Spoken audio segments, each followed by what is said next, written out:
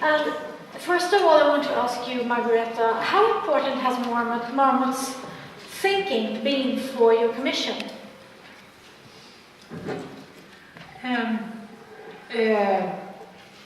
Well, it's rather easy to say it has been essential because it's the first and it's the groundbreaking work on which we're building. And I could say it's in two ways, because it's the work which has been done by Sir Michael is built on decades of research on causes for inequalities in health. And that's why, I think that is why it has become so strong, because it's so heavily based on knowledge and research. And then the combination of experts who are more upstreams and looking at real causes of causes and to do something about that. That has been our inspiration, and we are building, we're standing on the shoulders of giants. Yeah.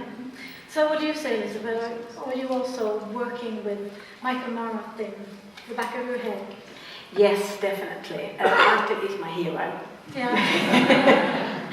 I met Michael the first time in 2008 at a conference in Zagreb, when Michael made one of his first presentations of closing the gap in the Health City conference.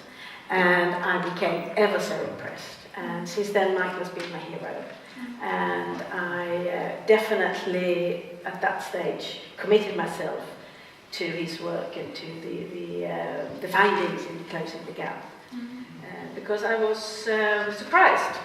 I thought I lived in a welfare country, and I thought we had succeeded in closing the gap in Sweden. But when I found out in Zagreb, things I didn't know of my own country, and Michael showed me that, and so definitely.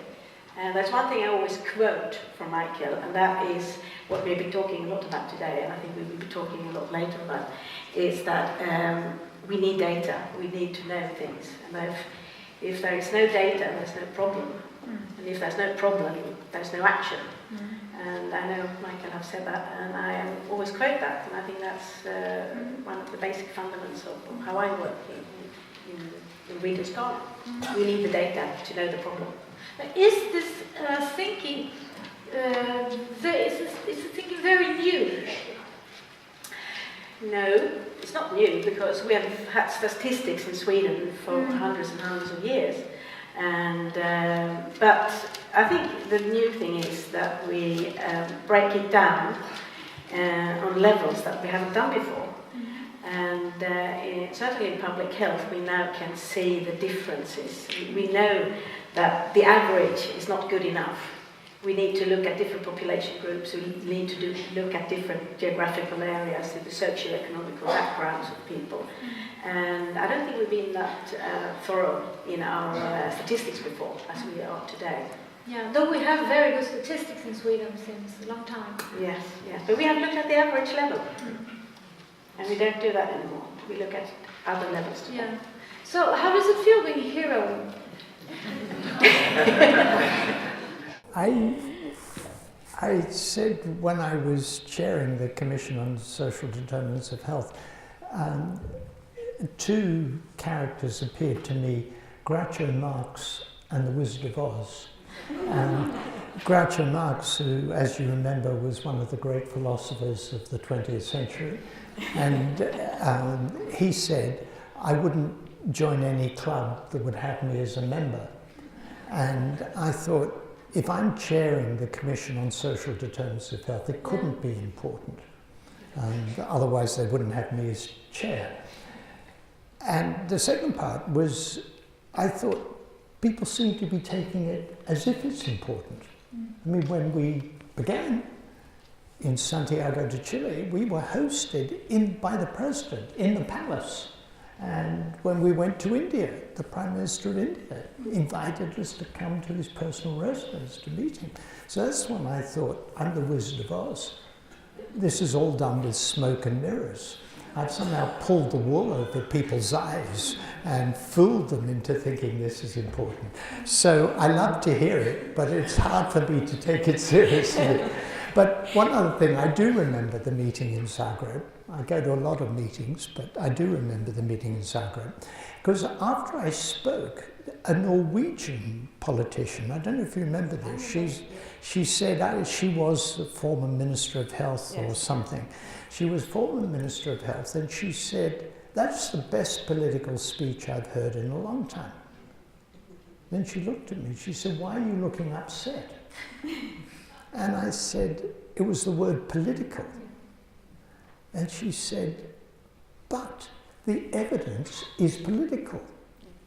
Because you heard me say during my talk just now, I never say anything in public that could be interpreted as party political. But she said the evidence is political because it's calling for action. And where you get action is political.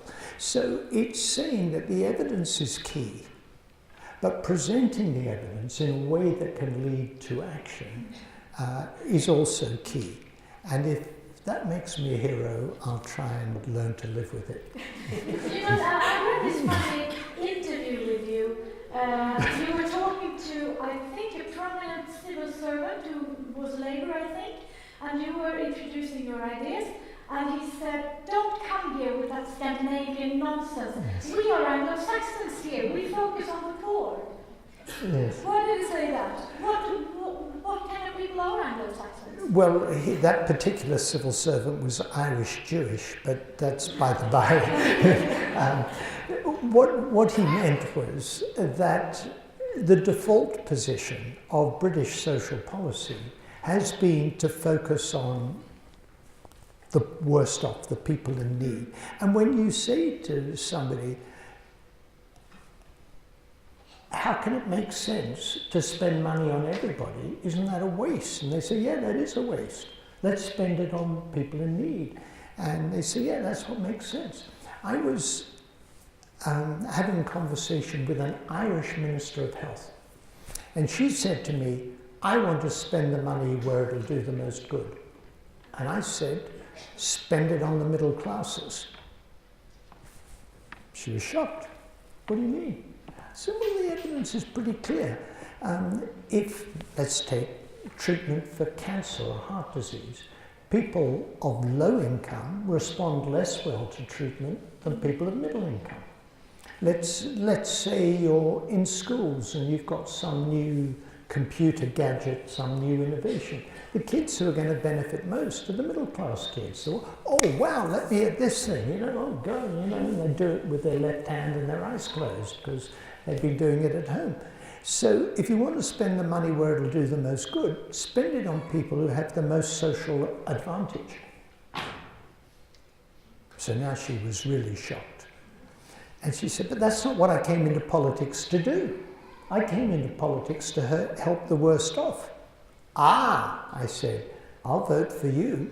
You've got an equity principle as well as an efficiency principle. So yes, you're absolutely right. You've got a wonderful memory. I did tell you that about the civil servant who told me this. And the reason we came up with proportionate universalism was to try and say what we had learned from this Scandinavian nonsense was the importance of universalist policies. And you couldn't deal with the gradient, as I said earlier, without having universalist policies. But we're also trying to deal with the worst off, who may need extra effort.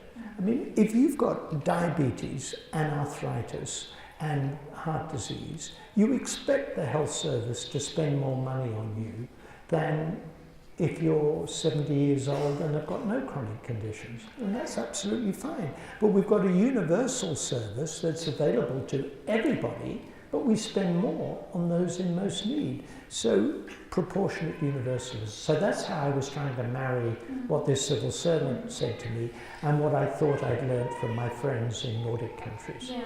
Well, if you stick to this Scandinavian nonsense that your colleague called it, how relevant is the reasoning for Sweden? I mean, Margareta has shown that there obviously is, but is there another perspective or something to add to this? Jonas or Johan? Well, I wanted to comment on I was a bit, I'm thinking a lot about how come that the Marmot recommendation has had such a great impact on the local and regional level. Because in Sweden it has, obviously, we had this work that I told you earlier about joint action for social sustainability that was very much based on your work. And one can discuss why is the topic so hot on local and regional level, because in this work, for example, half of the organizations were ruled by the majority in Sweden and half were by the opposition in Sweden. So they could see something, it was something in there for them still, it wasn't a party political aspect. And I could see in your graphs that 49% or so of local authorities, according to a survey in England. 49%, 49 out of 65. 49, even better. 49 out of 65 took on your work. And I'm a bit, myself, I have my amateurish view on that. I think the closeness to the citizens and the politician being very close to the challenges and to the problems sometimes and to the key success factors on how to move on is the real key why they're so involved. But I'm a bit curious about how do you view it? I mean, why do you think this? Why do you think we have this movement going on local and regional level? The Marmot moment. Yeah, that you yourself were talking about and showing graphs, for example, from the English experience. The trouble with trying to learn from experience is if you don't understand your experience, it's difficult to learn from it. So the first thing to say is I haven't got a clue. And that's being honest. Now I can say anything because I haven't got a clue, so anything I say next. I don't know. I think it's tied into a few different things. Firstly, the figure I quoted about the 25 hedge fund managers taking home $21 billion. There probably is no one in the world, other than the other 20, the other hedge fund managers who weren't in the top 25, who thinks that's a good thing. Then nobody thinks that's a good thing. That's ridiculous. It's ridiculous. You may be Adam Smith. You may think that the free market is the best thing that ever happened on God's earth. But for 25 individuals to take home $21 billion is just ridiculous. It's a distortion. It's the whole thing gone crazy. So I think that's the first thing. We recognize, and that's why Thomas Piketty's book has just captured the world by storm. If you haven't seen any reference to Piketty's book, I think you've probably been asleep in the last 2 weeks. Everything I look, it's Piketty's book. So it's captured the world, and rightly so, because he's trying to explain this concentration of capital, and it's captured the world by storm. And it's very interesting, the Economist newspaper on Friday, last Friday, and Economist is John Stuart Mill, liberal type, right-wing, free market publication. And it said, the editorial said, well, of course, Piketty's book is popular because he wants to soak the rich. And I thought, this newspaper, this magazine, spends its time saying it's fine for rich people to have lots of money. And in fact, all our press says the same thing, because we've got a very much right-wing conservative press. And then it says, well, of course it's popular because it says something different. I think we're capturing a moment where people are insensitive about health inequalities. Secondly, one of the things we did when I was doing the Global Commission, and I did again with the English Review, was while we were doing, I was very conscious that most commissions sink without trace, probably 95% sink without trace within a few weeks. They're in the newspaper, people discuss them, that's the end of it. So we got a few countries to be champions while we were doing the work. Brazil, Chile, the United Kingdom, the Nordic countries, to be champions, because we hoped that it wouldn't sink without trace. And that really worked. How did we get a WHO resolution? The Nordic countries, they took a resolution to the World Health Assembly. The Nordic countries, not WHO staff, the Nordic countries. And thirdly, we're talking about people's lives. Early child development. Who doesn't care? Who thinks that if some children are not benefiting from our knowledge and understanding of how to create good early child development, who thinks that we shouldn't care about that? So I think we're talking about the reality of people's lives. And when you get to local government, that's what they're about. I want to ask still about, Sweden being one of these champions, is it as relevant? What do you say, Johan? Is it as all these thinking as relevant for Sweden as for Nigeria? Of course, things are relevant in different ways. We can't compare ourselves with Nigeria. I've been in Nigeria, in contact with Nigeria, and of course there are vast problems in Nigeria we can't even imagine. But it's very much relevant also. I think for this country, what has been said by the Marmot Commissioner and the speaker himself, I think what you said about monitoring is very relevant. What the WHO Commission did and others afterwards was that open our eyes to this problem. As we said in the beginning of this conference, this is nothing new. This is not a new development. This is something that has been there all the time, and we've been very pleased with our system. We have a very decentralized system. That's one of the reasons, of course, why the regions need to take an action on this, because we don't have a national health system in this country. It's all regionalized, and so far we haven't really seen this problem. We haven't regarded. We've seen it in the statistics somewhere, but we haven't really realized this inequality problem at all. And I think this is also one of the advantages of the reports, that you have stressed the problem, but you haven't given us the answers. And we are still to find how to fight this problem, how to do something about it. And one major problem with the whole area, also with the politics, is that we have concentrated so much on healthcare, as you pointed out. I would say 9 out of 10, if I ask them about inequalities in health, say, okay, we're fixing these inequalities in healthcare now, because this has been on the political agenda for decades. This was very much on this present government's agenda 8 years ago, and it's getting better and better, but the inequalities in health is on nobody's agenda, or was on nobody's agenda. And I'm not quite convinced that it is on the political agenda today either. To be honest, I haven't heard any talking about it on the national level in the upcoming elections. It's still a non-issue in a way, because so much effort is put on a rather well-functioning healthcare. So it still needs to be, and I think the answer to this question is monitoring, reporting, highlighting these problems. I think that's one of the advantages of the reports. Do you mean that the politicians still don't have the bigger picture, that they're focusing mostly on healthcare instead of seeing other institutions as helpful? They're getting a bigger picture, but it takes some time or some effort to move from realizing a problem to moving funds from one area to another, and that was need to be done. And I haven't seen that yet, to be honest. Well, Margareta. I talk about all levels. Margareta.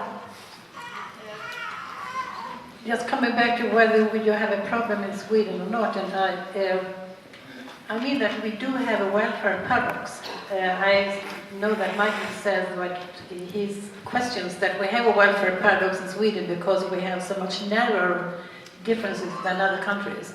But I think the welfare paradox is valuable word to say, because we have lived in a sense. I grew up absolutely certain that we live in an equal welfare society, and that is Sweden. And when my research started, Michael Marmot was my opponent. That is one of my merits. So my research was on inequality in care, in health, and the huge differences between Lithuania and Sweden, a fourfold difference, were paralleled by twofold differences within our country. And that was new for me at that stage. I didn't know that we had these differences, and I think we live with that idea that we do not have these differences. And there is a very good politician from the Anger area in Gothenburg. He talks about the tyranny of the mean. Using only mean values means that you believe that everything is good. But if you split it up, then you will see that the mean is very good, because that is, and he talks about that if I have hot water in one pot, cold water in one pot, the mean is very good, but it's still very difficult.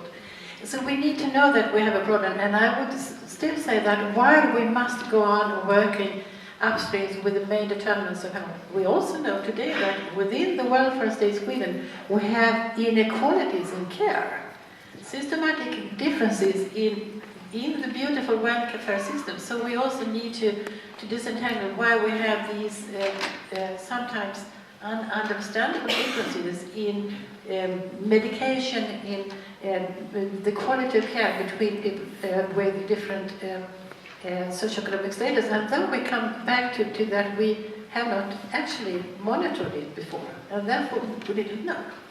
Johan, short and then... We still have a lot of inequalities in healthcare, and it has been recognized. But of course, that would add to the whole inequalities in health. But by and large, there are two separate problems, and the inequalities in health is still fairly unknown for the general public, for people in the. I would say that, and that's something we need to. Really, one of the reasons for these meetings to take care that these words must be spread.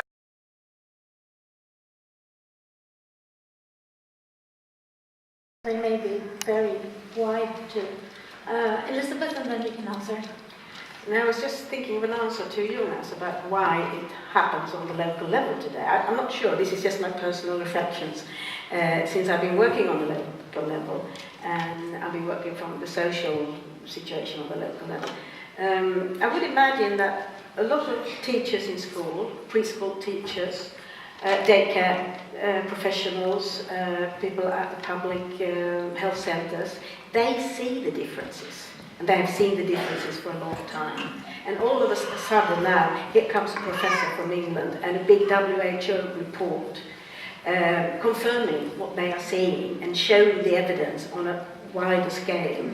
And I think that has sort of encouraged and strengthened the local level very much in seeing that, wow, this is evidence that we can use to actually raise our concern about the difference that we see daily. And that might be one of the answers of why it is happening now on the local level, why it's coming sort of from bottom up now, that the professionals on the local levels really wants to have evidence, and they got it now, and they can combine it with their own reflections in their own work. So we get back to the hero position, I think. Do you want to comment on what you were saying? Well, I wanted to say something slightly more prosaic and less heroic, which was picking up what Jonas said about do we know what to do, and also engaging the public. When we were doing the Global Commission on Social Determinants of Health, the question was, how could you make tangible, practical recommendations that applied to low-status women in India and to disadvantaged people in Scotland? We know education is important, but education in the context of India is different than Scotland or Sweden or the United States. So we tried to make a virtue of necessity, and we said it was essential that our commission report be taken up nationally, locally, and developed in context. So that, to me, the importance of what's going on right here in Norrköping and Linköping in Östgötakommissionen is obviously important for the people of Östgötakommissionen, but its wider significance is it's an example of a locality, a region, taking it up and saying, how can we apply these insights to our population? And I mentioned that when I was doing the English review, I went to Liverpool because we partnered with Liverpool.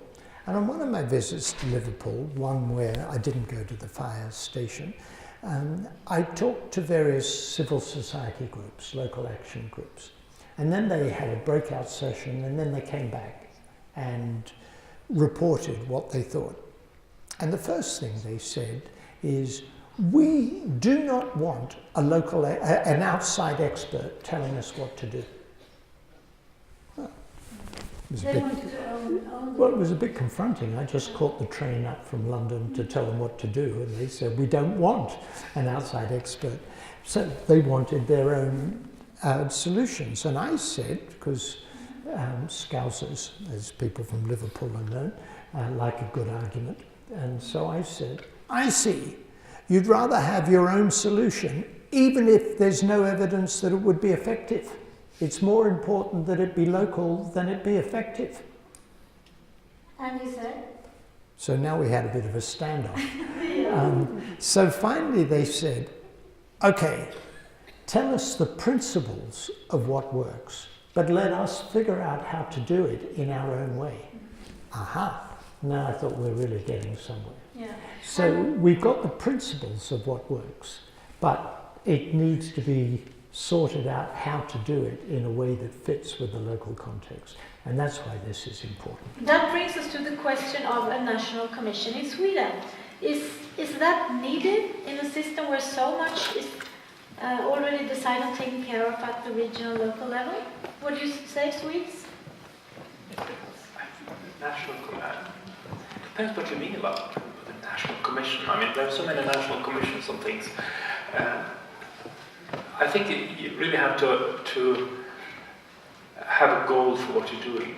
I mean, if you're going to have a commission or an investigation or whatever, you really have to have what will be the task of a national commission. Should that be something that enforces things upon the regions, legislation? I mean, before you start about the commission, you have to think about what's the aim of this exercise. I mean, we are doing the exercises now, or should that be redone again? So I'll pass on that, but I'm not totally convinced, as you may. You're not convinced? But so I need someone needs to tell me what would be the aim of it, what would be the surplus of doing this rather than doing it in other ways. There are things of handling things in the various ways. All right, Margareta has done a great job already on the regional level. I do think we need a national commission because that is another level compared to what we have been working with. We have been working with the local communities and the regional level. And the national level is, of course, something else. And to me, the main thing with a national commission is not to write documents and give instructions to different people, but it is to really have health in all policies to become real and to become real on the national level, because to me one of the main important things in our process has been the dialogue, and that politicians in different settings have been given evidence and to see that every decision they take have effect on inequalities in health. And we do have national targets for health with the aim to have health in all policies, which has so far not been absolutely effective. And I think that's a matter of dialogue and understanding of the problem. I think the Marmot, the beauty in what Michael Marmot is doing is that you're a pedagogue and you help people see things in a new way. And I think that is the importance of a national commission, to not to fight about arguments, but to have a dialogue and see, well, considering this information, I could see that this is relevant. It's not because somebody said something, but because I can now see it in another light and see that it's good for us. Do you think that is how you would work with the National Commission if there was one? I mean, Östgötakommissionen means the National Commission. Yeah. They would be learning from you. Dialogue, learning from one Dialogue, another, yeah. and learning from data, learning from evidence, learning from what we see and understand. What do you say, Jonas? Well, Are you allowed to have an opinion? well, I'm allowed to have an opinion, of course. But my organization, Salar, hasn't had an opinion, and we usually react to when we see the aim of the Commission, as Johan was discussing, which role our local and regional authorities would have, and so on. So, my personal view is I look into the mirror every morning and I ask myself, well, do we need a national commission? Yes, one morning, no, the other morning, because it depends on the aim, really. When we had this work going on in the joint action for social sustainability, we could say that we did our lesson. We tried to identify the role of the local and regional authorities in promoting equity and health in different ways. And we also had we asked the state here, where is the state and what is the role for the state to support us in our actions? For example, data, statistics, the role of state, regional and local governments, which role would they play in the local community, for example, those kind of issues. I would like to go through more in the state, but if you need a commission to do that, I'm not sure. A go-to person to go to. You need some kind of investigation, I think. Yeah. If it's a commission or not, I like that. Or just the department, the ministry. Well, I think you need many departments. I think the Marmot work really involves, I would say, most departments in state departments and local and regional departments as well. Elisabeth.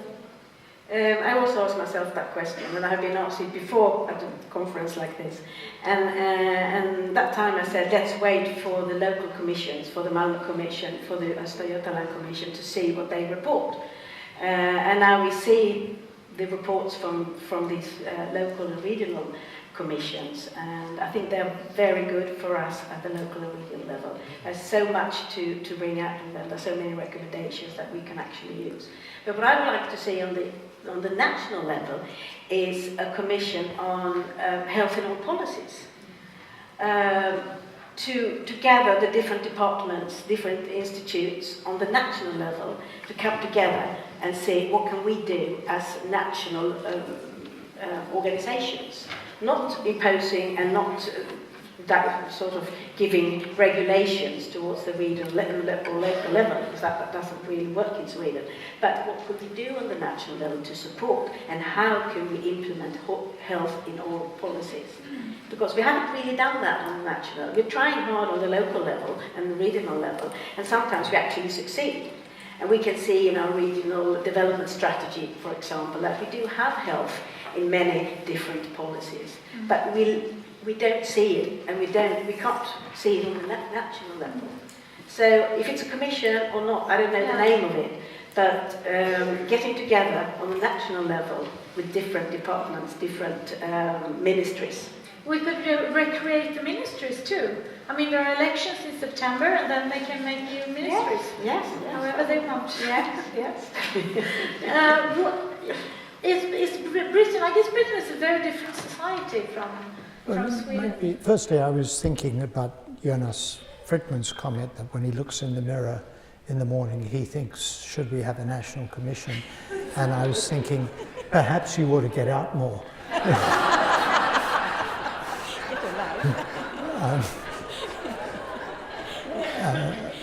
I have slightly more existential thoughts when I look in the mirror in the morning.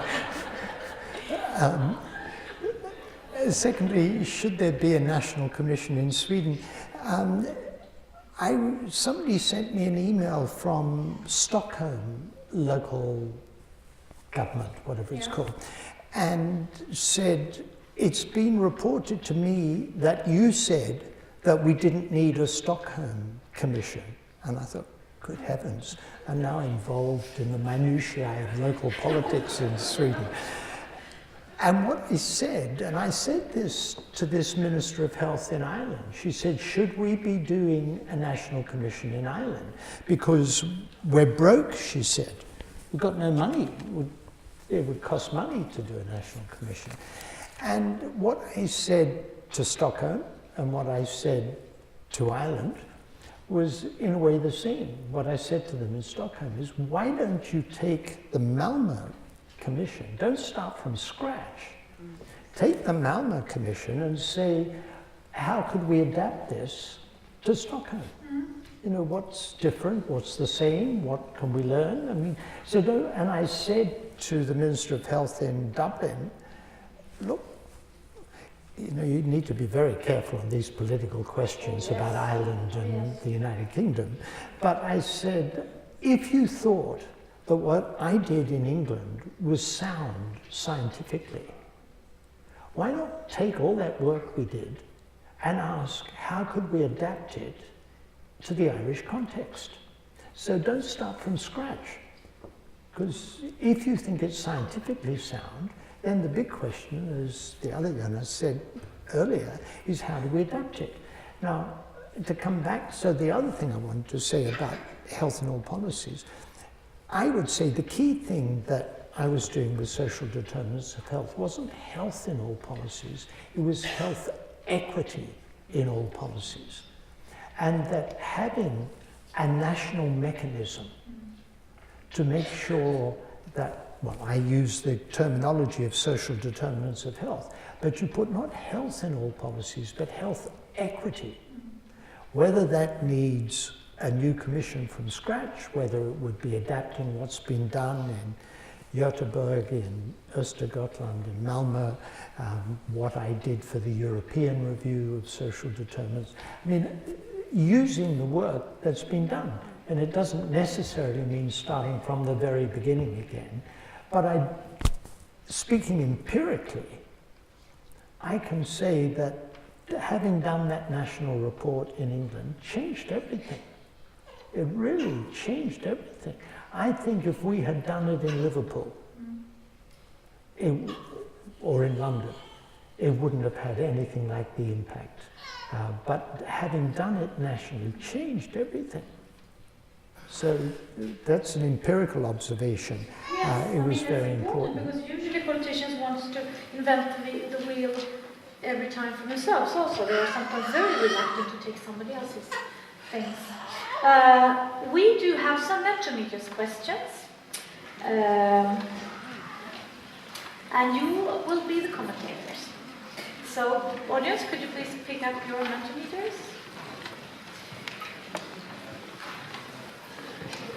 And the first one is, what actor has, according to you, the biggest responsibility to make the inequities in health decrease? The municipality, the region, the state, the EU, the global actors, the inhabitants themselves, or someone else? Har ni tryckt? This is difficult, they say.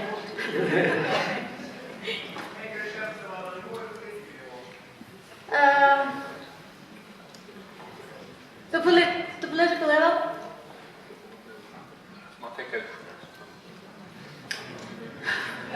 Oh, but that becomes very difficult. I know it's a difficult one. Yeah. As you like it. Politicians or civil servants, whatever you like. Which level of society? If it's too difficult, just say the EU.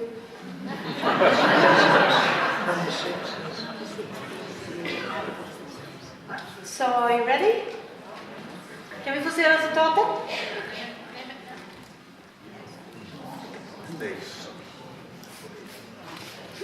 That was very interesting. Det visar nog mest att de flesta kommer från kommuner och landsting som sitter här. You think so? 47% for the state and only 38% for municipalities and the region.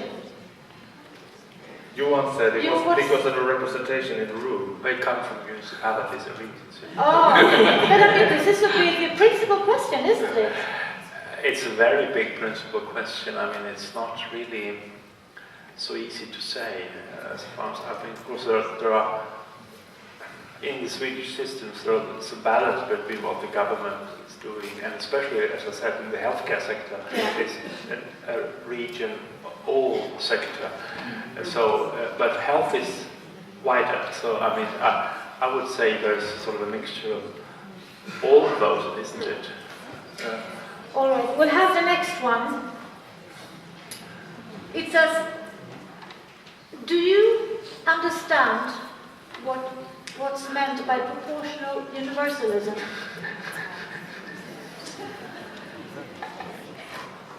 Don't be shy.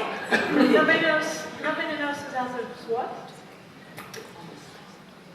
Är ni klara? Visa. Tack. 56 million, yes. Well, we're getting somewhere. Thank you. Thank you. So could you take the definition just once more for the 44%? Having universalist policies with action proportionate to need.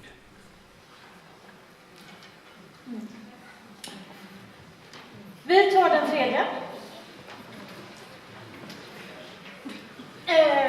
Tycker du att det är en viktig fråga?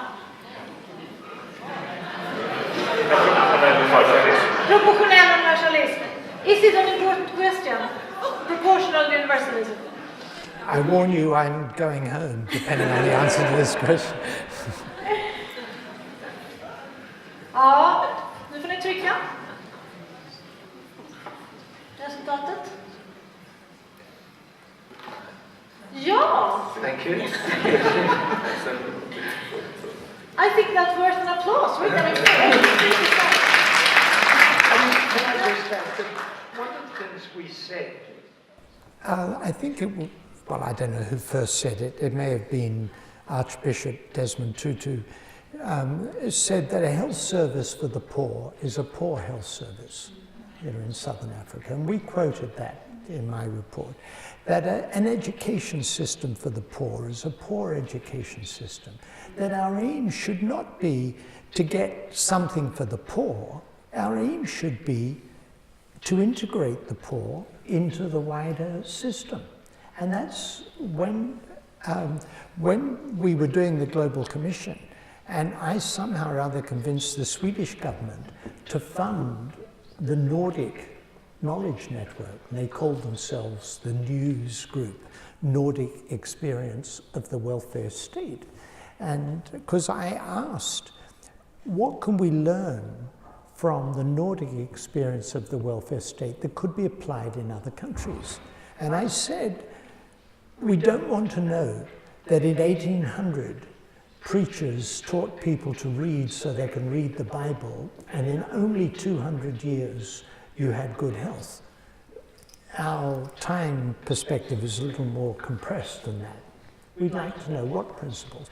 And one of the key things they said was universalism. A second was gender equity. But those were two very important principles, universalism and gender equity. And so we were trying to say this is what we've learned from the Nordic experience of the welfare state, and to marry it with focusing on the worst off, and that came up with proportionate universalism. Yeah, the next question is even more explicit when it comes to that. What interventions have the biggest effect for the development of society? General or specific? You don't say specific in English, do you? When you target specific. Targeted. Generella, riktade, generella och riktade i kombination. Your Swedish is pretty good by now, I suppose. Är ni klara? Får vi se resultatet? I love it. I love it. Och då tar vi avslutningsvis den sista och lite dramatiska frågan. Tycker du att Sverige behöver en nationell Marmot Commission. Do you think Sweden needs a Marmot Commission? Yes, there is so much that we don't know. Yes, we do have to understand the role of the state. No, we don't need any commissions. We need action. No, the state can evaluate its own role in other ways. 5, something else. Are you done? No? Yeah? Okay, results, please.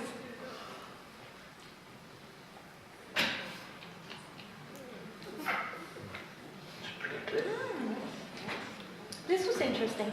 What do you say, Margareta? Well, I would say that I didn't quite approve of the alternatives, because I would say yes, because also on the national level there needs to be, it's not that we need to understand the role of the state, it's that there needs to be a dialogue between departments on the national levels to see how they can interact and really to implement inequality in health in all national policies. And that is another question that we have. I totally agree with Margareta on that. Sorry? I totally agree with Margareta on that Yeah. statement, but I still doubt that a special commission is needed for that. This is something, I mean, this is a technical thing rather than, I think we more or less all agree that we need to have this dialogue. Of course, this meeting and this, the whole platform is a start of that, and also the creation of the public health agency, of course. But if we then need a parliamentary commission or something, it's a technical. How would you have voted if you had a mental meeting? I don't know. Yeah. No, I agree with that. Of course, the alternatives aren't optional really. It's more of a discussion. Really. I think we more or less agree on the need of a dialogue between the regions and the governmental level. But how that should be effective, it's a matter of running the business technically. How do you interpret it? The result? Well, I interpreted it in a way that we don't really know what the role of the Commission would be, because you have a split here between different alternatives. So that is really what my personal view is as well. So I'm not surprised. All right. Thank you very much, panel. And thank you, Mike Mark, for coming here. It's always good to see you. Hope you'll do that many times. Thank you.